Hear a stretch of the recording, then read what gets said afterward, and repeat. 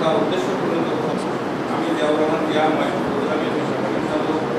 কাজ শত্রুতায় পরিণত হয়েছে, সেই দৃষ্টিকোণ থেকে আমি ভারতে পালাতে সহায়তা করিনি বা সে পালায় একটি বিশেষ বলে আমি মনে করি। কাজেই এর মিথ্যা খবরের প্রতিবাদ জানাই।